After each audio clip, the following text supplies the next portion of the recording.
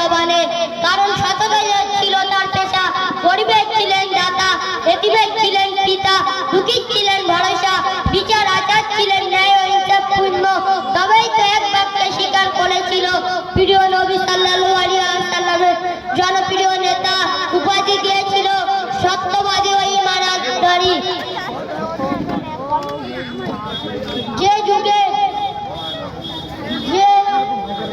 যার উদাহরণ পৃথিবী খুঁজে মেলে না, পৃথিবী শেষ লগ্ন পর্যন্তও মিলবে না, তাহলে কেন তার শিক্ষা প্রতিষ্ঠিত হবে না, কেন তার শিক্ষা দীক্ষিত হবে না, কেন তার আদর্শ স্মরণীয় হবে না, কেন তার মতো আদর্শিক হবে না, কেন তার মতো সুন্নত দৃষ্টান্ত হবে না।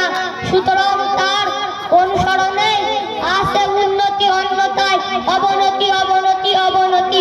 আজও যদি, তাহলে আমাদের এহকাল পরকাল হবেই হবে ইনশাআল্লাহ।